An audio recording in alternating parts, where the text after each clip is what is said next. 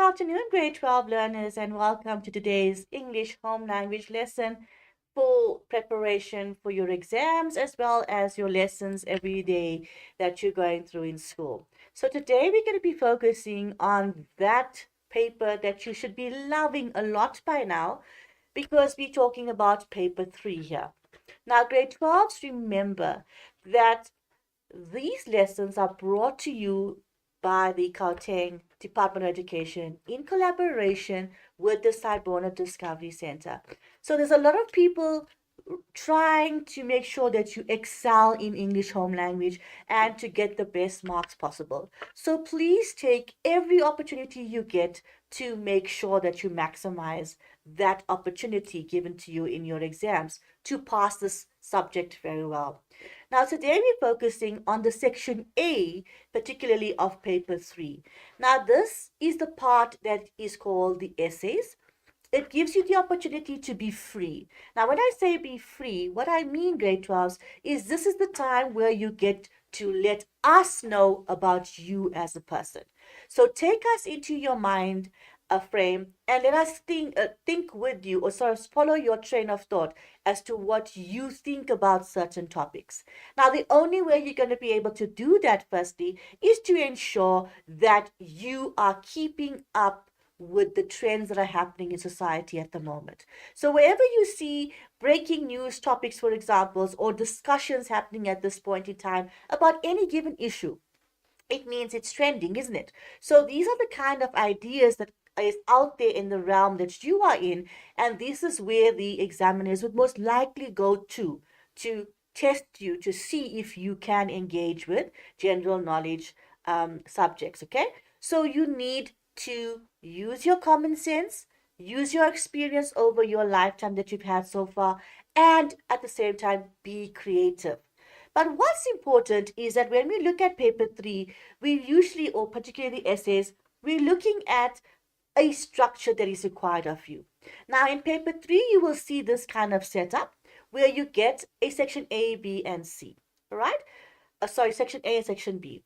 Now, section A is dealing with the essays particularly. And thereafter, section B has got your transactionals, which we're not going to focus on today. So the essay part of this paper, section A, is 50 marks. So you can see it carries the huge amount of marks that is in this paper. So if you can be creative, if you can create the most brilliant story for us to read, that is where we're going to be able to give you the best marks. Okay. Now, we also are looking at assisting you if you in that category where you want to go from that 40%, you want to go to that 50%, you want to go to that 60%, you want to go to that 80%. So what we're saying to you, grade 12s, is that if you want to go up those various levels, you need to ensure you have certain marks. So if you're looking at scoring a 50% in the paper 3, but particularly with the essay question, I am saying to you, you need to get 25 marks out of 50 for that essay. And that will secure 50% for that first section in the paper. All right? If you want to then be that candidate who wants to excel even further in the language and you want to secure a better future for yourself, because remember, getting 40%, getting 30% is not going to do anything for you, grade 12s. You've got to start thinking that I got to get to that level where I am going to be the best candidate for someone to choose me, okay? Because universities are looking at various amounts of people and they have to say that you have the best marks, for example, to get into their institution. So if you're going into an exam paper or into your real life and you've come out of matric and you've got good symbols, you're going to obviously be given the best opportunities. So with English home language, we're saying to you, if you're maximizing 30 marks out of 50, for example, that is a 60% for the essay. All right. And then a 40 out of 50 will give you obviously an 80%. All right. Anything above that is even better for you. So please, candidates, do not stay in that category of 40%. Start thinking out of the box, create stories, create different ideas that people may not have thought about so far. And that's where paper 3 will be able to give you that opportunity to express your ideas. Okay, so it's a 3-hour paper and it's 100 marks, but we're looking at the 50 marks now in section A. Now, when we're marking the rubrics, like with any assessment you are doing in grade 12 this year, there will be a marking guideline, and in this case, we have a rubric that we're using. Now, in the rubric, you will find various categories and descriptors that are being looked at to give you the mark out of 50. All right, so the first thing we're looking at with regards to the essay is a content and a planning mark. Now, what we're saying is, can you take the topic given to you? Can you give us information, that's content, that is relevant to the topic? Can you also show us evidence that you've planned your thought pattern to give us this final product? Okay, we have to see some sort of planning in this task or even this exam paper of paper 3 essays, so that we can see that you had an idea about how to get to your point of discussion. So remember, if you don't plan, you will fail accordingly. So you have to plan properly to make sure you get the best marks. All right. Then the content, we are saying to you, please do not come into an exam paper with ideas that have been used before, and you now just thought you're going to put this all together and you're going to then give us an essay that just fits into the topic. Do not force content towards a topic. You try and give us the most original possible information that's there, and then we can gauge that the content is either relevant or not relevant to the topic. All right. So with that aspect of content and planning, it is a 60% weighting on the rubric and an allocated mark of 30. So already you can say, in 30 marks, if I get my content right and I can make sure that it's linked to the topic, it's relevant aspects I'm speaking about, it's got good language, it's got good vocabulary being used, where I can show that I am going from a very limited vocabulary to a matured vocabulary relevant to my age group, right? If you can show us that with the content, we're going to obviously then look at a possible high mark with the content. All right. Then with the language, style, and editing part.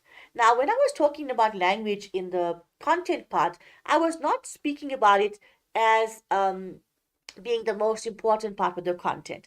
That is separate. Now with language, we're saying, right, do you have proper sentences being formed? Do you understand like how to use phrase clauses, for example, if it's relevant? Are you making use of adjectives, your pronouns, your proper nouns correctly? Are you making use of maybe an hyperbole in this particular essay? Are you giving us stats maybe in the essay and you're justifying it in a correct manner? All of that, will become relevant in the style as well when you are writing. Then are you making sure that you are writing in the most formal way as possible? Right. We don't want to have an essay that has, slang in it, colloquialism being used so much that it's not looking as it should be looking as a good grade 12 piece of work. All right. So your language needs to be appropriate to the age group that you are speaking to, and obviously relevant vocabulary must be used. Look at homonyms, look at antonyms, synonyms. All those things should become relevant now when you are writing your essay. All right. And then, did you then edit your essay? Now, obviously, in the exam setup, you may not have time to give us the draft and then the full final. So when we're saying to you in task 2, for example, that has already been done, we could have said to you, please make sure, and as we're practicing now in class, make sure that you can show evidence of editing on your essay before you are submitting. All right. Then, with regards to the structure, that's the final aspect we're looking at. That's a 10% weighting and a mark allocation of 5. In other words, do you have a good, clear introduction, a good then 3 paragraphs or 4 paragraphs of the body, and then a conclusion, and then do all of these things that have various functions, do they come together in a fully fledged essay. All right, so that is the kind of thing we're looking at when we're marking against the rubric. Now remember, grade 12s, nobody wants to fail you, and I don't think you'd like to fail either. So if you're going to show us evidence of really putting effort in there, giving us, even if you give us a basic piece of work, but you've made sure that you've got good sentence construction, you've got good formatting in terms of introduction, body, conclusion, you've got the right style and register being used, you've got the right tone that you're going to be using. All of that is very, very important. And that's where you will be able to get the appropriate mark. All right. So various things are looked at. It's not just we thumb suck a mark, for example, and give you that. It's not the case. We go through the content you've given us and we mark it against a rubric. All right. That's 50 marks for you. Now, when you start to look at essays, please remember anything in life has a process for it to be completed. So in this instance, the essay has a process approach for you to get a final piece of work. So this will basically look at 5 aspects, right? The first one is the planning part. Now we're saying that the planning comes in where you show us evidence that you are thinking about various ideas, for example. I'll take you through this just now as I go through this slideshow, right? Then the second part is drafting.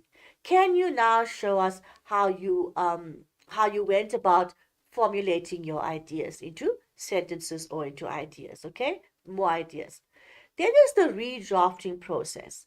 Now this is where we're saying we've got the draft, editing, all those things happens. We maybe remove certain things, add in certain things, all of that. And then that then goes into a next part, which is the proofreading. Now you've done all of these changes and you're now going to read this piece of work to see that it makes sense to a reader, and then you're going to present the final essay. But let's look at these things now individually. When we're talking about planning, we are saying that you have basically read the question, you've understood the question and the instructions. So it will say to you, your essay should be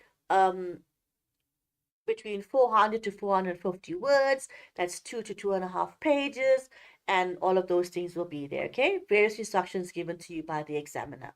Now that is the guideline to say, this is where I want you to go towards grade 12s. All right? So whatever ideas you have, it has to be within that word count. Now, if you're going to exceed that word count, you're going to put yourself at a dangerous point, because what that means is that if the nice information is contained at 500 words, for example, the marker is simply not going to be able to mark that as they should be able to mark, because you've exceeded the word count. So make sure that you get all your ideas within 400 to 450 words. If you're going to go shorter than that, where you're going to go 200 words, for example, then obviously it indicates that you didn't have enough ideas to expand on in the essay. So please plan effectively. And that's where we're looking at. Have you understood the instructions? Did you think carefully about the purpose for this essay, the audience that you are writing for, and then the format? All right? So that is important when we're looking at the audience, for example. Remember, the audience could be your grade 12 learners if it's a peer assessment essay, okay? That means your other colleagues in class will go and mark these things for you or edit it for you. Then if you're looking at the examination setup, obviously it's the markers or the teachers who are then marking, okay? So they are at a different level of understanding, but they come down to the level that needs to be come down to the level of a grade 12 learner who would then be able to express themselves in a particular way. Nevertheless, The audience needs to be treated with dignity and respect, and the information given must obviously not contain certain vulgarity or certain, language that is not appropriate. So you need to be aware of that, okay? Your audience also, it depends again. Your vocabulary will go again in terms of which level of audience we are looking at. Right. Then, when we're going to that part of brainstorming the topic, it's still within the planning session, okay?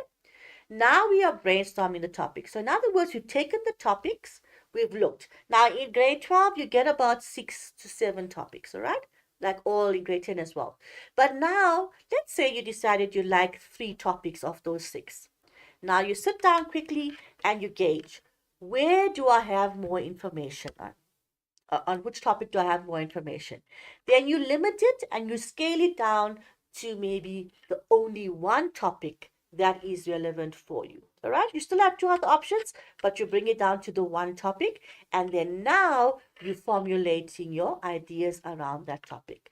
So here you're going to now start putting down keywords, for example. All right, you're going to write down many ideas as possible that you can think of in relation to the topic. So this is kind of what we call a spider diagram. So if you had to put your topic in the center here, all right, and then in the center there, and then there out there, for example, will be your ideas. So I'm saying to you, you got 1, 2, 3, 4 here. 4 arrows pointing outwards. You could have 4 different ideas, okay? Excluding the introduction and the conclusion. Now, once you've done that and you've put down all these ideas, now please, grade 12, you may have 10 ideas on the topic. What do you then need to do? You need to obviously streamline that, because 10 different ideas means there's too much information to talk about. So bring it down till about 6 if need be. All right? So that if you don't do justice to one of the ideas, you still have the other 4 or 5 that you can do justice with. All right. So link the topic to what you are thinking about, the ideas. Then you start to organize your ideas in the mind map, as I've shown to you. It's where you're choosing the best ideas. So if you're going with 6 best ideas, for example, right? 6 best ideas that you're going to be talking about in the essay. And then you arrange them. So idea 1, for example, idea 2, for example, idea 3, idea 4. You could have another one here maybe, or even here. All right, 6 ideas that you could then list down. Right. Now, the other thing that I wanted to show you here, which I probably won't have time to show you, is this diagram here, which is dealing with the 5 senses. So if you're thinking about the essay, you got to target the 5 senses of the audience as well. Think about the imagery that will grab their attention, that will keep them wanting more. Engage maybe the idea of a certain smell that they can associate with. Think about a sound that you could maybe include in words, obviously. Maybe lyrics of a song, for example, that they would be able to identify with, all right? And that kind of thing you need to include, please. Right, so once you're going through with the planning process of this, you are going to then be looking at this kind of idea. You're going to get the hook. So the hook is the first part of the essay, which is the introduction. So you're going to think about something that's interesting, something exciting, something unique that other people haven't thought about, for example. You're going to think about that and you're going to put that as your first paragraph or idea in your first paragraph. Grab the attention of the reader immediately. All right. So once you've got his or her attention, what are you then going to do? You are now going to ensure that when you move the introduction to the next part, we're going to then start creating more information, okay, or situations.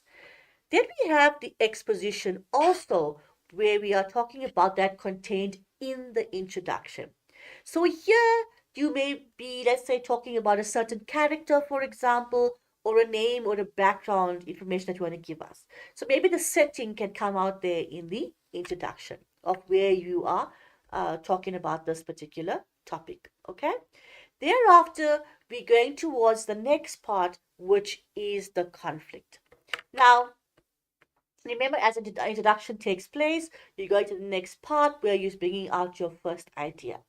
Now, you are going to talk about certain things there in relation to the topic. And maybe it is a story about somebody who's in love with somebody else and then cannot be with that person because of maybe family oppression or whatever it is. Okay. So you brought us to the point of understanding that there's a certain amount of conflict that is happening in the life of the person that you are speaking about, or from the experience that you are speaking about. Okay. So that conflict is going to prevent there being the ultimate happiness. Okay. So you build us up in that idea, or in the first two paragraphs, to that point. Thereafter, we've got the next aspect, which is the rising action, right? The rising action is here where you would be then taking maybe paragraph 3 and paragraph 4, where you are detailing other events that have occurred in the life of the characters, okay, that have now made this conflict more severe to deal with. So you're creating that suspense that something has to give at some point, all right? And while you're doing that in your writing piece, you can also employ the flashback technique where you recall certain past events that the characters went through, for example, that brought them to this particular point. All right. So you can recall maybe one incident, or if you can, maybe two incidents that have brought them to where they are currently. And then you're reaching the point of the climax, which is the most exciting part of the story, where now we start to think, what happens next? So if these two are star-crossed lovers, for example, or their fates are doomed to never be successful, all those things, you've built us up to that idea. And thereafter, even in life, maybe we have experiences that we go through continually moving forward. But then what happens? We come to a point where we just say, enough is enough, for example. And then you've built us up in your first four paragraphs to that point. That's the climax. Now we're thinking, okay, what happens next? So there becomes the point where we look at the foiling action. That is where we now going to release the tension that has occurred for these two characters, or for the character you're speaking about. Okay, that story needs to come slowly towards a conclusion. Now, either it's going to be a good positive conclusion or a negative conclusion. It's also fine, as long as the events that you can mention next now is going to bring us towards a conclusion. All right. And then we have the resolution, which is the outcome, which is the final part, which is your conclusion to the story.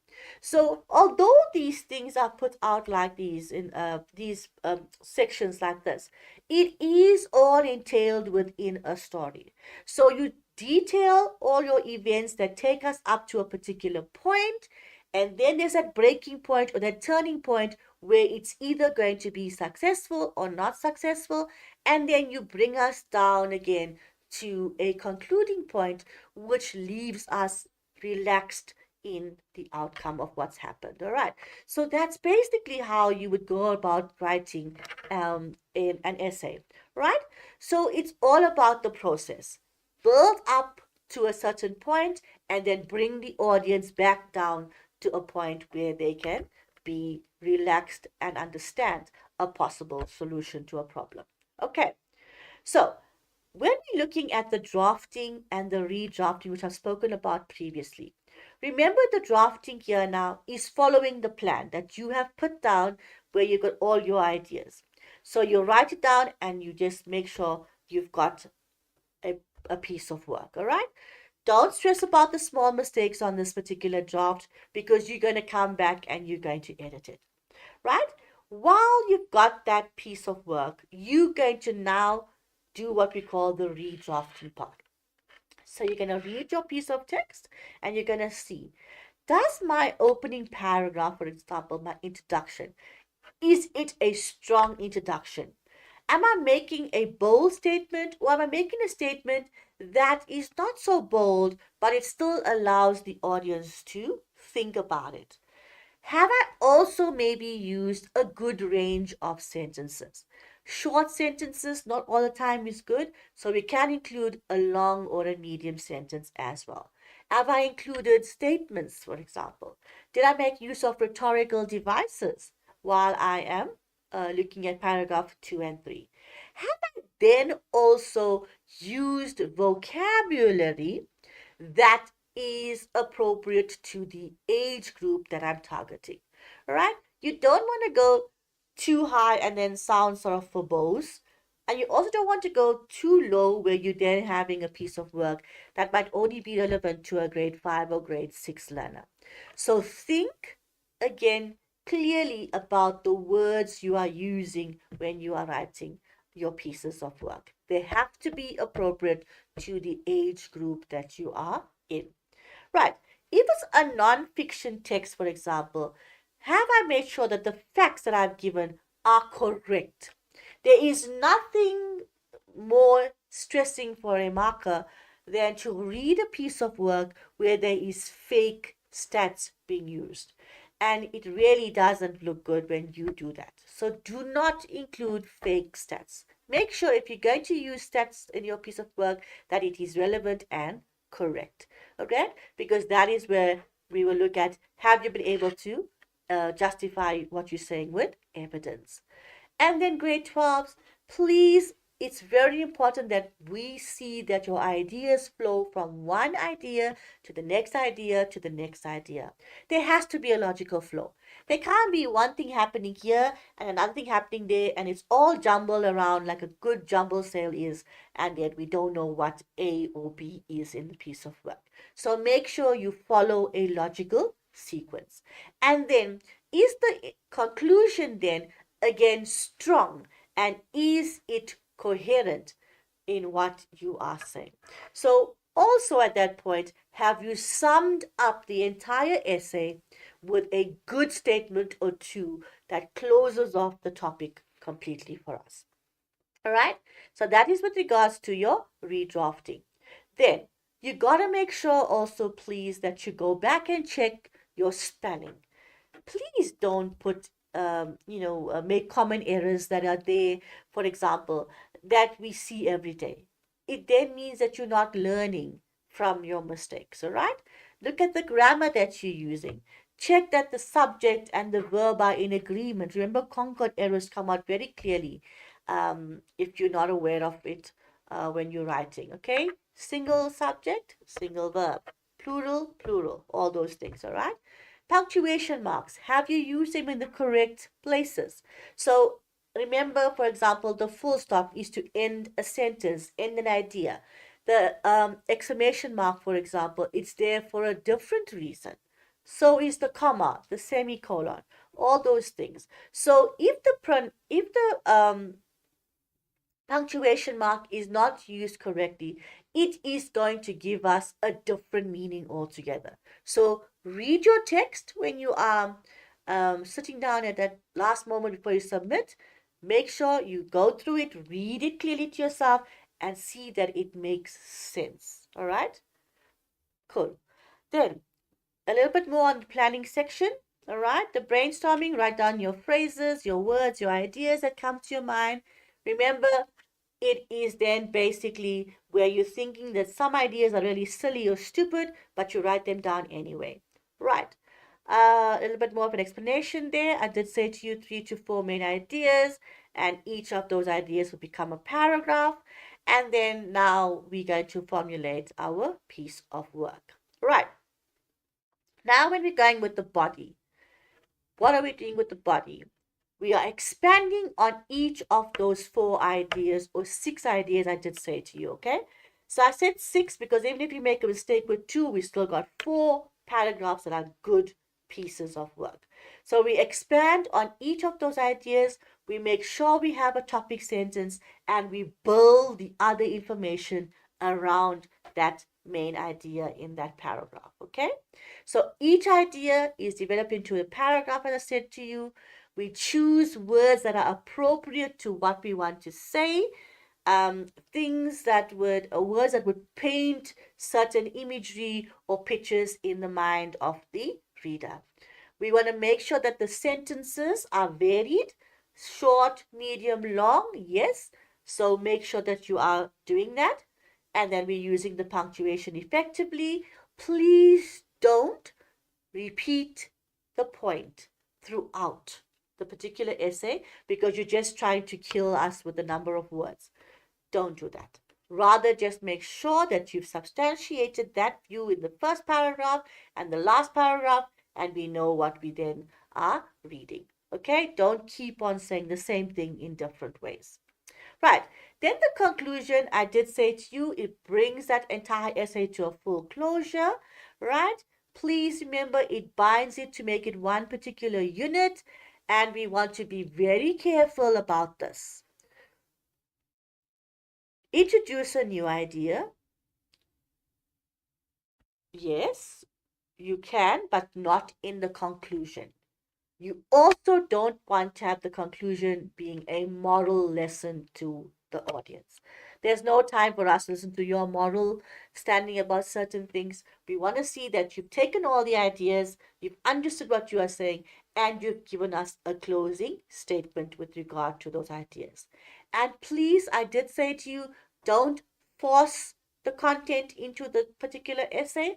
In the same way, do not force the ending. All right? Don't just come with an explanation to say, oh, I woke up and it was all just a dream.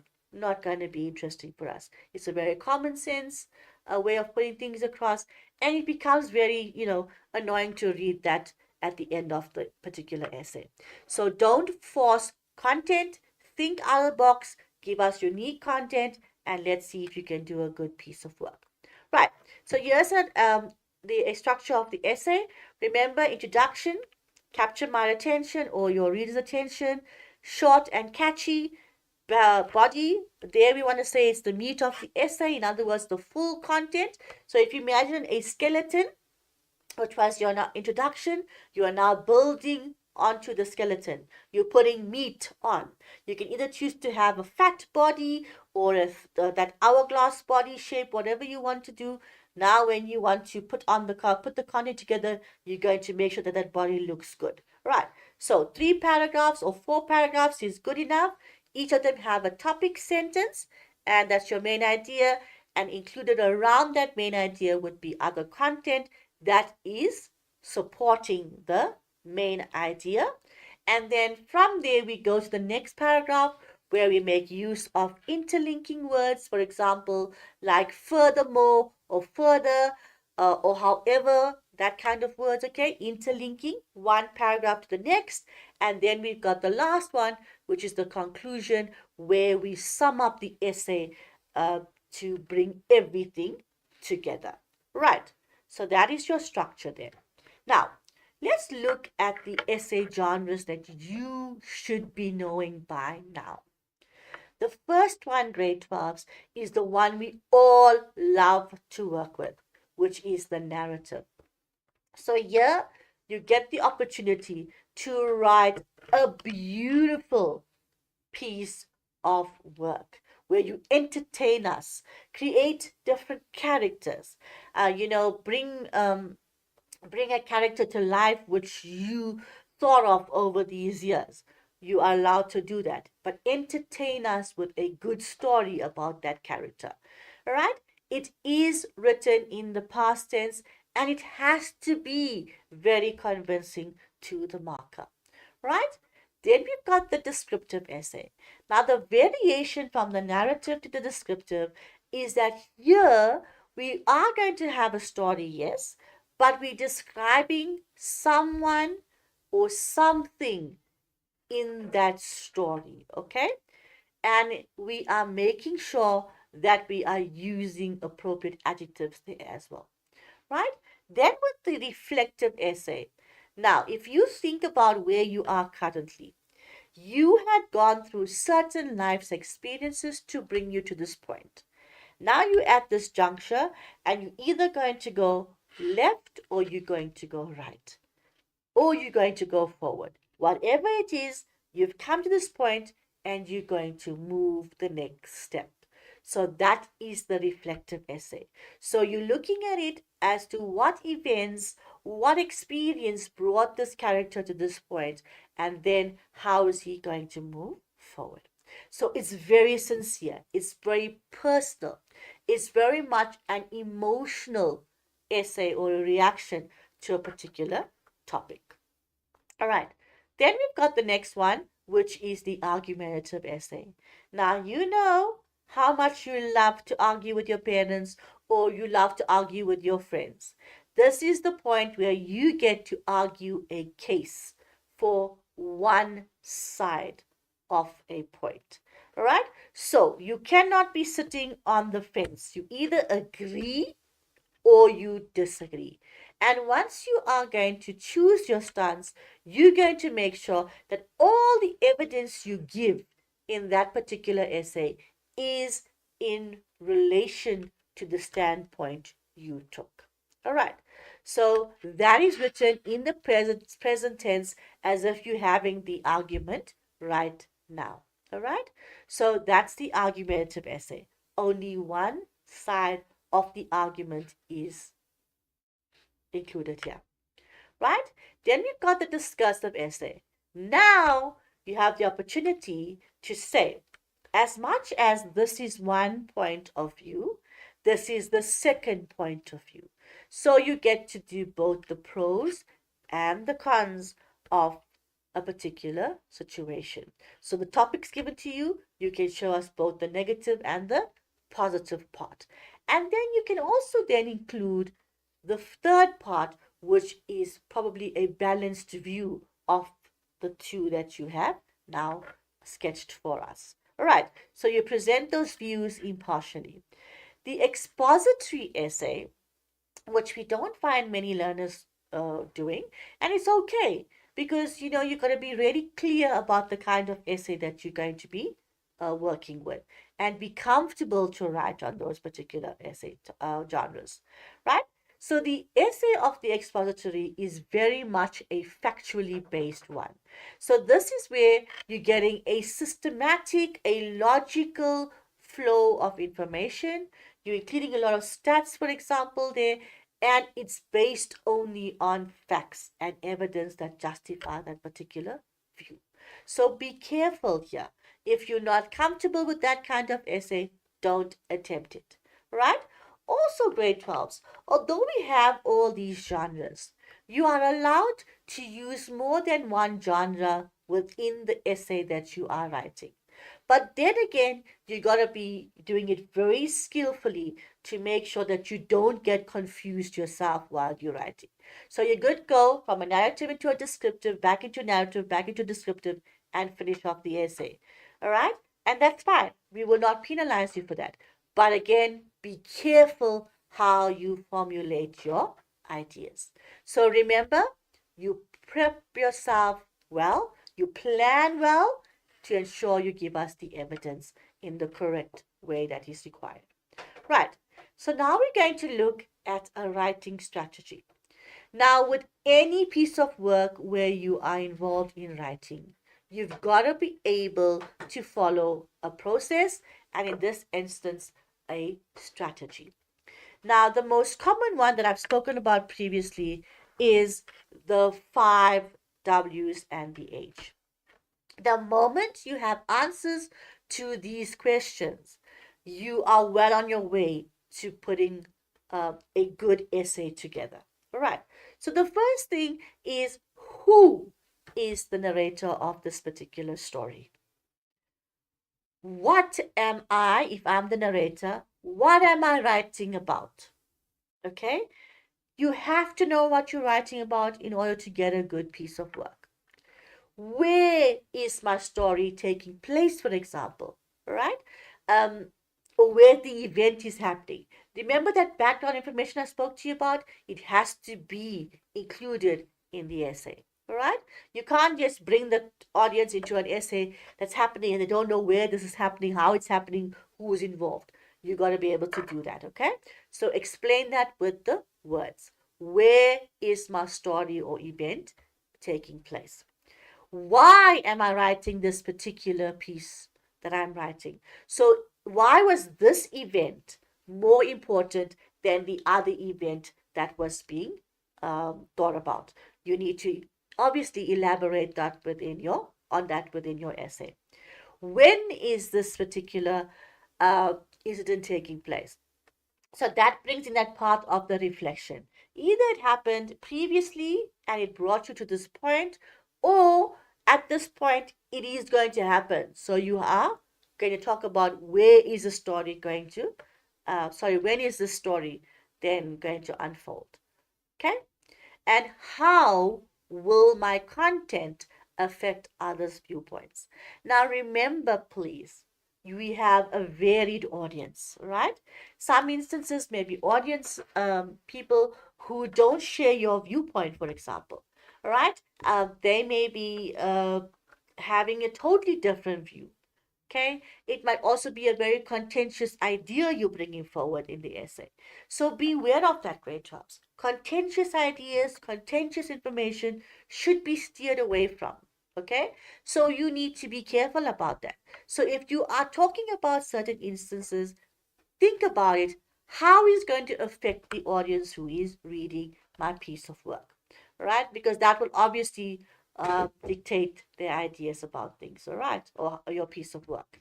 And always think about ideas that are common, yes, and then think about ideas that may be different from the common, because that will then make your piece original and different from the rest. Okay, so try, please, by all means, to employ the writing strategy. Once you get that, then you are going to be totally okay. Right, so let's look at the essays again in depth now. The narrative essay, usually in the past tense, is written. Remember, it recreates an experience through time. So, if you recall when you were a baby or young and your mom or dad read you stories, they would start with once upon a time there was a little boy who had this dream about A, B, C, and they carry on, okay? So, it's recreating an experience that has happened through time.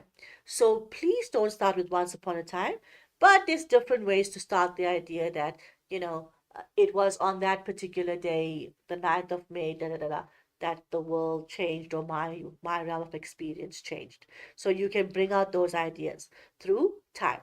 Right. It does not have to be a true story. You can definitely create your own one, as I said to you. It's creative writing as long as it makes sense. All right, must be convincing and must talk about lessons that you have learned, for example, over time. The introduction must be captivating, ensure that the ending is either satisfying, confusing, but it must not be predictable. That's what I said to you. Remember that point about don't force the end where you just make everybody think, oh, okay, it was just a dream and therefore it happened like this. Make sure it is unique. Right. Then ensure also that there's a descriptive element that's very strong in this particular essay.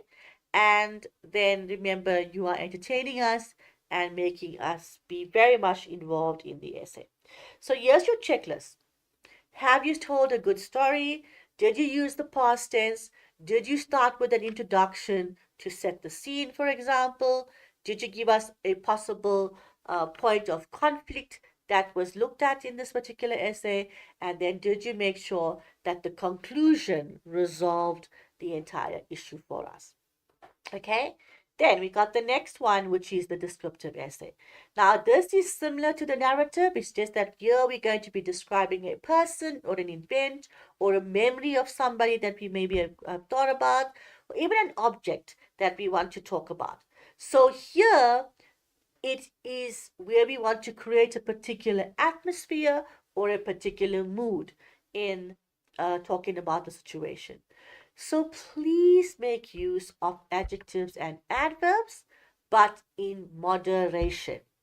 So they must be used appropriately where they just, hint one or two good, powerful ideas, and then we think about something else. All right. So that's what you want to do then. Also remember, create the picture in our head, that means the reader's head, through words using adverbs and adjectives, and make use of imagery that touches on the five senses of the reader. So engage our interest in terms of a sense of smell, a sense of taste, probably, a lemon meringue taste of a cake. That kind of idea should come through, okay? A touch or even a smell.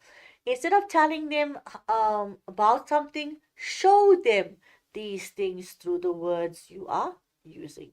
For example, let's look at the plain blue sky, all right? Let's say you said the sky is a bright shade of blue and white clouds seem to float on it or in it. Good description, nothing wrong with it. But if you want to make it more exciting to the reader, you would say, for example, something like puffy white clouds float across the cobalt blue sky. So now you've given us a variation in the color blue. Yes, that is striking. And you made the clouds seem more vibrant and puffy and welcoming than we would normally associate a cloud with. Okay, idea of a cloud with. So there's some other example there for you. Use your figure of speech in original ways, please. And please also, you must look at experiences that you've had about the topic. Include that in the particular piece of work. Right. Then we've got the checklist for you. Make sure you've used the present tense to stir us on through a living experience. You've engaged with our five senses there. You've used descriptive words and figurative language, and you have included a setting for us there, and you have also made use of playing with our feelings and emotions on a particular topic. Right. Then we've got the reflective essay. Now, this is the probably one of the better ones to work with because you get to think about where was I at the particular time and where I am now. Where am I going to in the next year or two? All right? It's very personal, it's very emotional, it's very sincere in the way it comes across. So think about particular ideas in relation to the topic you are given to write on, okay? Be subjective, be original, give your own experiences, your own feelings about the topic. All right, draw on your personal experience. Do not try to convince or persuade the reader, for example. Right? Have a strong conclusion that restates the main idea for us there as well. Now, in its entirety, you must know that the word reflect is a verb and that it means that you have to think deeply about something.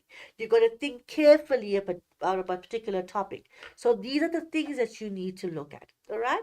How did I get to where I am now? Where am I going to? Did this incident that I'm talking about affect me positively or negatively, for example? How am I going to move forward? Am I going to move forward in a good way or in a bad way? Right? Many people sit today and think and think and think and sometimes overthink about an issue. So you need to say, okay, if I'm going to employ the use of a reflective essay writing, for example, I can do that and think about important um, issues that have happened in my life thus far that shaped me to be the individual I am. Because remember, I did say to you, the kind of topics you'll be engaging with would be relevant to your grade 12 realm, okay, of all the experience that you should be having at grade 12 level. So the essay should have the following: a clearly defined and well developed incident being spoken about. So there could be closely related minor incidents that led to this big incident. There must be background information given. There must be elements of a narrative. So a plot must be there. Characters involved in certain things. The setting, in other words, where these events are taking place. And a conflict situation must be spoken about as well with the reflective essay. Because once you're in that conflict situation, you now work on trying to resolve the matter. Organize your events clearly. Make sure that it's always got a good choice of words as well being used. And then please explain the significance of that event that is taken place that has now shaped you to become the individual you are. Right. So here's the one about the reflective. Consider synonyms, for example, study, contemplate, dwell on. Right. Look at an unhurried consideration of something, reflect, think deeply about any situation, and then you're going to work with that checklist on the reflective essay. So, therefore, you need to jot down your ideas in response to the topic, discuss the response or the thoughts or the feelings that you are going through, explore your learning, all right, through this process that you had gone through, and then remember that you've been to that mill and therefore you've learned certain things, so there was an opportunity for you to gain knowledge about yourself, right? The argumentative essay, remember I said to you the one-sided argument, you need to convince us, all right? So be clear, forceful, and use formal language. Make sure the introduction states your stance. The body explains why you took that particular standpoint and substantiated with evidence, obviously. And then the conclusion sums up your main idea of whether you agree or you are disagreeing. Your stance must come out clearly also in the conclusion. Okay, so your specific opinion is talked about and you argue or you defend your particular position. It's subjective, yes, because you're convincing us about your viewpoint being the best viewpoint ever, and therefore your idea must come out clearly throughout the essay. Now, this one here about Peel, remember, you've got your point, your topic sentence, your idea that you are saying, this is why I agree on this particular topic or agree about this particular point. Then, the second aspect is to give us the evidence as to why that viewpoint is taken. Thereafter, explain why that particular evidence you've given, explain it to justify that it is correct to have that particular view. And then the linking part is to link the point that you've made in this paragraph with the next paragraph that comes in. All right? So be careful there that you don't confuse the ideas while writing the argumentative essay. Okay. Thereafter, write in the present tense. Make sure your point of view on the topic is in your introduction. Right. For example, also your linking words could be like because or this shows why this is a correct viewpoint to have. However, this is why it is a good reason for me to have this viewpoint. All right, those are the kind of words. Then we've got the discursive. Here we have both sides being spoken about, remember, and you're doing it impartially. Use the present tense, again, forceful, formal language. But this is now the difference, where it is speaking about the topic in the third person. All right, so avoid strong emotive or persuasive language. Please also end with a conclusion that gives us a recommendation as to which viewpoint is the better one to hold. So, what do you do in the discursive essay? Crucial to understand. My introduction is where I state what the issue is, and I state that I will be considering the different points of view. Then I will have my next maybe 2 paragraphs which are in support of that topic or that stance. Okay? Then I have another 2 paragraphs which are against the topic that's given to me. But all of them have evidence to back those paragraphs up. And then my final paragraph is where I summarize my main points and I give a recommendation. So the recommendation could be a balanced view on considering both sides, and then this would be the better one to go with. So remember, please, to work with this when you are writing the discursive essay, a process to follow. Right. There's a little diagram here for you on what the differences are and how to work with that. Look at the argumentative. You argue for or against the statement. You choose your stance.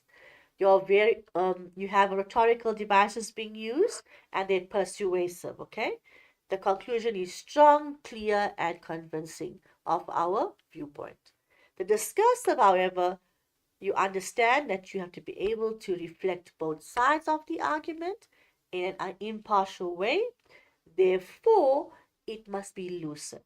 It must be rational.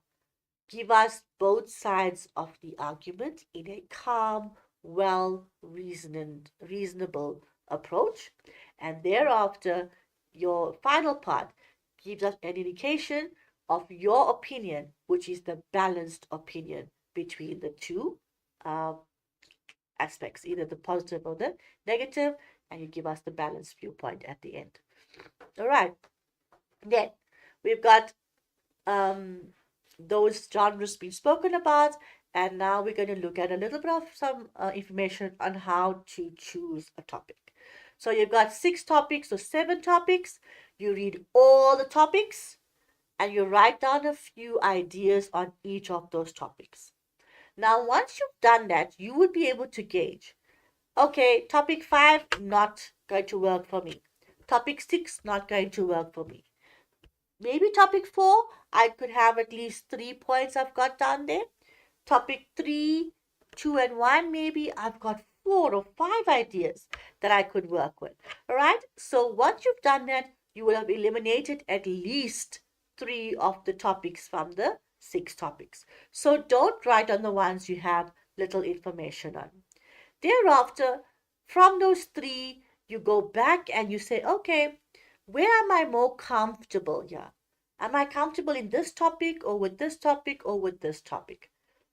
Then, once you've done that, underline the chosen topic and underline the keywords in the chosen topic that almost stood out for you to say that is where my viewpoint is going to be coming out clearly. And then choose a topic that you fully understand.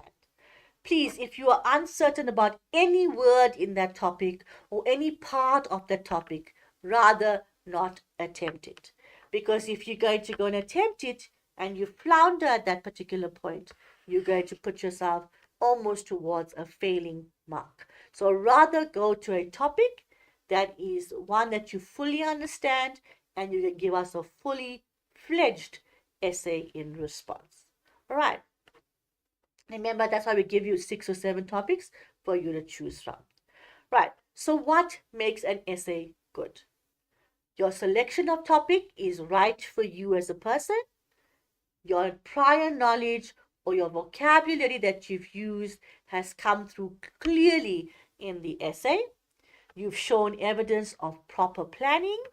You have also given us a good, striking introduction. You've hooked the reader from the beginning. You've maintained their interest throughout by giving them content that's relevant and that's interesting to read about. You have also then made use of words that are effective in meaning, sentences that are appropriately used, and punctuation marks as well that are appropriately used. So that will come through obviously in that language section of the rubric that we're looking at. And then you've also made sure that your conclusion was restating your stance and it was not bringing in a new idea altogether.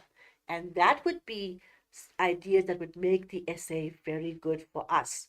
Also, when you have done the reading, you've edited certain points and you've included or you've excluded certain points while you were correcting it. Okay, then we've got the quote that we then work with. And this is again for those learners who do not like to write from the 6 given to them. What do you need to do?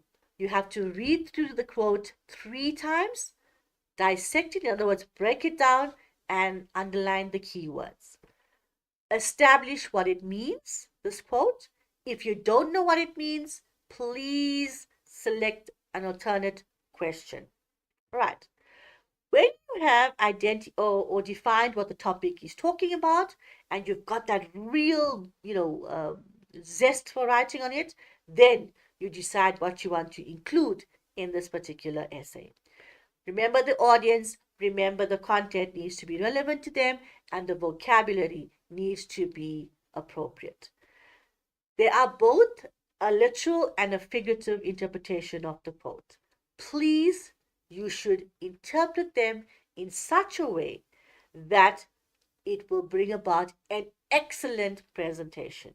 So sometimes even a literal response will be very good in the way it is drafted. All right? And on the same token, a figurative one can be equally, if not better.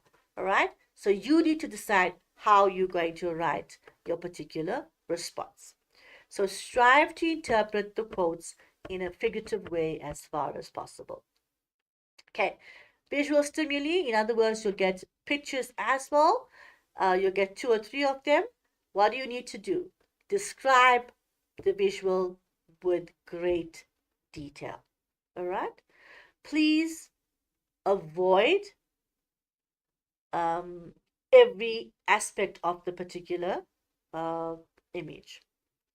Instead, give us a powerful, well-crafted essay that must come through.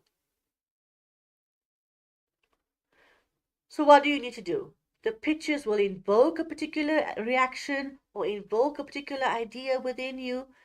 Take that particular idea and draw on what it is doing to you as a person, the impact of you on you as a person, and then write about that. Put down your 3 or 4 ideas about that particular picture or image, right? So absorb the details in every visual and then think about it from a visual point. How would you explain this to someone with imagery that would capture the sense of taste, the sense of smell, the sense of touch, all of those senses, okay? Think about aspects or content that would do that. Allow your imagination to run wild, yes. Set the scene, set the background, and then also think about what impression does this image create in my mind, and what kind of mood does it put me in when I am looking at the particular image, and then talk about that in your essay. So describe the visual and state the message that it embodies. Make a relation with the abstract thing and relate to the image. Think of a story or an argument that captures the visual aspects of this particular image, right?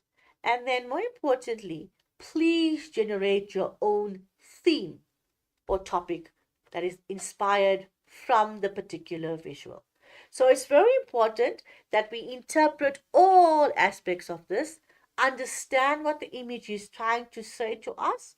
Maybe like in this instance, it could be a lonesome soul or a lonesome person that is being deserted by society, for example, who has isolated himself from society, likes to have peace and calm and tranquility, and it may not be the best thing all of the time, and you can go on and explain those kind of ideas, okay? So remember to interpret the visual accurately so that your theme and topic reflect the message that is related or that resonates with the visual. So that ideas must come through there. Okay, tranquility, calmness of spirit, isolation maybe, which people love to do, may not necessarily be the best thing ever. So you can talk about aspects like that when we're talking about this visual. Look at the plot and ensure you have a strong line of argument to take place. Weave your story as you go along and give us a good developed one. Right. So what do? Firstly, we read our instructions carefully. We then choose our topic. We outline what ideas we're going to speak about in the essay. We then structure our essay, all right, looking at the ideas we're going to be speaking about, and then we draft our essay with the introduction, the body, and the conclusion. And then when we get to that point, we then edit our essay to ensure that it is a good piece of work that can be marked very well. All right. And then once we've done that, we submit our piece of work. So remember, grade 12s, a well structured essay is like a scrumptious sandwich. We have the introduction, we have the next one, the striking ideas that we're going to be speaking about. We have the vocabulary that is varied through the structure of the essay. We have sentences that are also varied in length through the essay. And then we have the conclusion that ties this entire essay together. And we are then able to present that essay as the final piece of work. So hopefully you've taken the time today to listen to me, and you're going to go back and practice how you write essays so that you get that maximum mark out of 50 at the end of the day. Don't find yourself, faltering, and then you want to know why I failed essays or why I failed paper 3. So go back, grade 12s, practice, practice, practice, and make sure you get 50, 60, or 80% in the essay in your June examinations, as well as your prelims and your final exams. I want to wish you all the best until I see you for the next session. We will be looking at exam preparation going forward, because you are at least about a week or two away from your June exam starting. So we're going to be working day and night to help you to get the best marks in English home language. Thank you once again. Be safe, and thanks for watching this lesson. Until next time, it's Fast Suchet signing off.